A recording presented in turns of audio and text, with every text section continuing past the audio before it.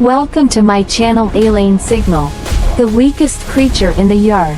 When the transport shuttle from Earth docked at the orbital bastion of the Varexian War Academy, the alien cadets were already watching.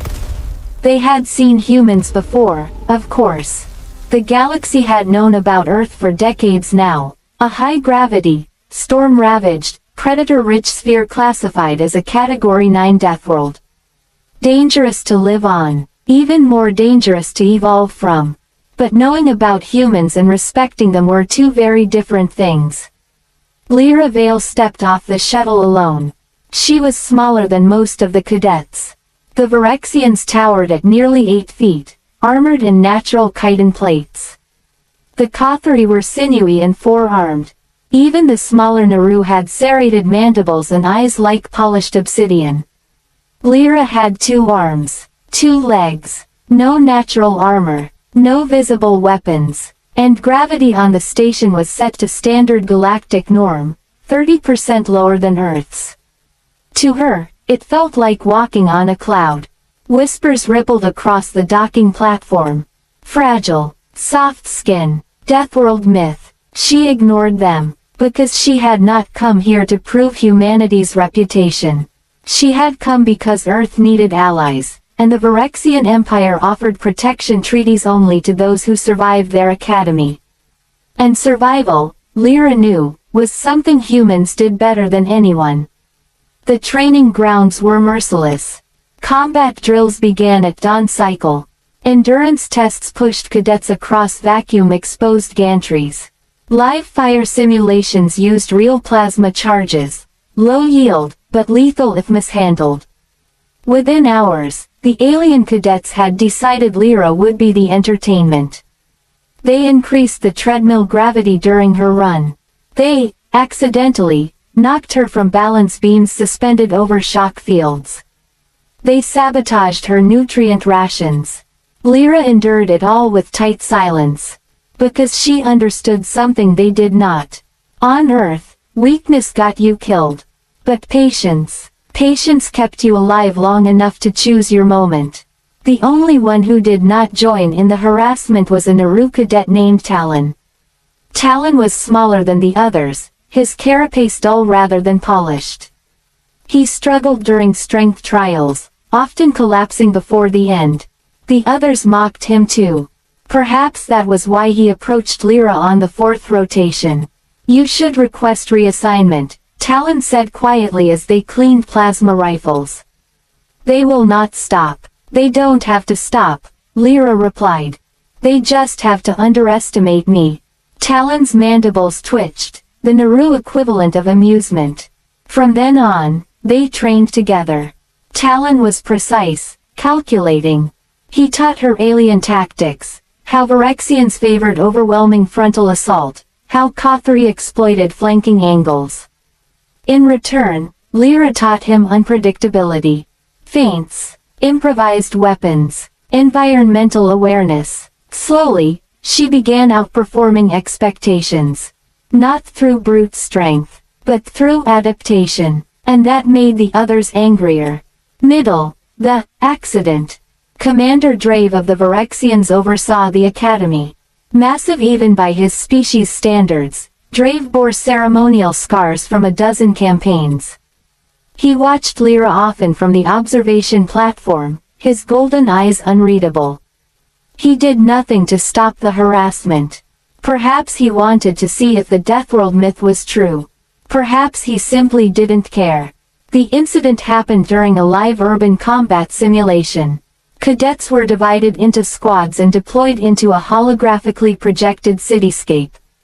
Objectives rotated dynamically. Chaos was intentional. Lyra and Talon were assigned to Squad 7, along with 3 Varexians who had made her life miserable since arrival. Halfway through the simulation, Squad 7 received orders to secure a rooftop extraction point. The building's internal lifts malfunctioned, sabotaged, Lyra suspected, forcing them up maintenance shafts. She climbed easily, Talon struggled. At the final ladder, one of the Varexians above them paused. Then, very deliberately, He disengaged the safety clamps. The ladder tore free. Talon fell 3 stories. The sound of chitin cracking against steel echoed through the shaft. The simulation halted automatically when biomonitors detected critical trauma. Lyra reached him seconds later. His lower carapace was shattered. One limb bent at an impossible angle. Greenish blood pooled beneath him. His breathing was shallow. The Virexians climbed down slowly, feigning confusion. Structural failure, one said. Lyra's hands trembled, not with fear, with restraint. Med units rushed in. Talon was stabilized and transported to the infirmary. Commander Drave reviewed the footage. An unfortunate malfunction, he declared. Lyra stared at him. You're calling that an accident? Drave met her gaze evenly. If you are suggesting sabotage, human, provide proof. She had none. The other cadets avoided eye contact. Case closed. Talon survived, but the medtechs said he would never fully recover. His military prospects were over. At best, he would be reassigned to logistics. At worst, discharged in disgrace. When Lyra visited him in the infirmary, his voice was weak. I misjudged the clamp integrity, he said. It was my error. No, Lyra whispered. It wasn't. He shifted slightly, pain flickering across his mandibles. You must continue. Do not let them see you fracture. Fracture. On Earth, bones fractured. On Earth, species went extinct because they hesitated. Lyra sat beside his bed long after visiting hours ended. And she made a decision. That night cycle, Lyra accessed the training archives. Humans had an advantage the Empire never fully understood. They evolved on a world of constant disaster. Storms, tectonic violence, predation, disease. Earth did not forgive mistakes. So humans learned to observe. She studied structural schematics of the Academy. Security patrol routes. Commander Drave's personal habits. He preferred solitary inspection walks through the lower engineering decks. A ritual of dominance, perhaps. A commander showing he feared nothing in his own domain. The next cycle, Lyra failed her combat drills deliberately. She missed targets, slowed her reaction time, played into their narrative. Whispers resumed, weak, broken by loss. Commander Drave watched from above. That evening, he began his inspection walk. The hunt. Engineering Deck 12 was dimly lit, the hum of reactors vibrating through the floor. Drave moved alone. He sensed her presence before he saw her. You have abandoned subtlety, human, he rumbled. Lyra stepped from the shadows.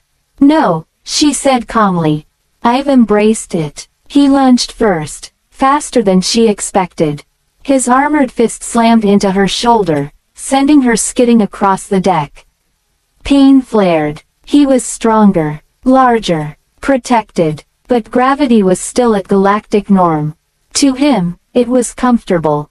To her, it was light. She rolled to her feet and moved with explosive speed, closing distance before he recalibrated. She struck at the joints of his armor, not the plates. Fingers digging into vulnerable connective tissue.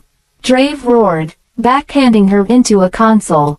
Sparks erupted. You prove nothing with this, he snarled. I'm not trying to prove anything, she replied, blood trickling from her lip. I'm sending a message. He charged again. She ducked under his swing and triggered the manual gravity override she had pre-programmed hours earlier. The deck's gravity spiked, not to Earth's full force, but close. Drave staggered. For the first time, his expression shifted, not to fear, to realization. This environment feels heavy, Lyra finished. Welcome to my home. His movements slowed. Armor suddenly a burden rather than protection. She did not waste the advantage. She attacked relentlessly, targeting ligaments, balance points, sensory nodes. Earth combat was not about spectacle. It was about efficiency. He caught her once more, claws digging into her side. She responded by driving a plasma cutter, retrieved from a maintenance rack, into the exposed joint of his upper limb. The blade flared white-hot. Drave's roar shook the deck. The limb severed. Green blood sprayed across the floor. He collapsed under crushing gravity, struggling to rise. Lyra stood over him, breathing hard. "You let them cripple someone weaker," she said quietly. "That makes you complicit. She could have killed him." Instead, she reduced gravity back to normal and stepped away. Alarms were already blaring. Cadets and security forces poured into the deck. They found Commander Drave unconscious, and Lyra standing calmly beside his severed arm. And the return. By dawn cycle, the entire Academy knew. The human had defeated the commander. Not in sanctioned combat, but in controlled conditions of her choosing. The Empire demanded explanation. An inquiry tribunal assembled. They reviewed footage from Engineering Deck 12. They reviewed footage from the training shaft incident again. This time, Lyra presented additional data, subtle edits in maintenance logs. Tampered clamps. Corrupted access codes tied to specific cadets. She had gathered the proof before confronting Drave. The sabotage was undeniable. The Virexians responsible were stripped of rank and expelled in disgrace. Commander Drave survived. Virexian physiology was resilient. He would regenerate partial limb function with cybernetic integration. But his authority was permanently damaged. The tribunal offered Lyra a choice. She could face disciplinary action for assaulting a superior officer. Or she could accept direct commission into the Empire's Special Operations Unit, under a different commander. Because the truth was now undeniable. The Deathworld myth was not exaggeration. It was warning. Lyra visited Talon before making her decision. He was upright now, supported by a mobility frame. "You shook the Academy," he said softly.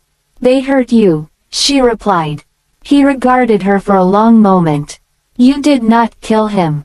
"No." "Why?" She considered the question. "Because fear is louder when it spreads." Talon's mandibles curved in faint amusement again. She accepted the commission, not for revenge, but because if the galaxy was going to misunderstand humans, she would ensure they did so carefully. On the day she departed the Academy for her new assignment, cadets lined the central yard in silence. No one jeered. No one whispered. She walked past them with steady steps. At the gate, she paused. Mounted beside the training hall entrance was a sealed containment case. Inside it, preserved in stasis, was Commander Drave's severed arm, retained as official evidence in the tribunal. A reminder. The plaque beneath it read, "Underestimate Number World." Lyra did not smile, but as she boarded the shuttle, she felt something settle inside her, not rage. Balance. On Earth, survival required adaptation. In the Empire, it required demonstration. They had hurt her only friend. And she had come back with their commander's arm. The galaxy would think twice before testing a Deathworld girl again. Thank you for listening. Subscribe for more cinematic science fiction stories.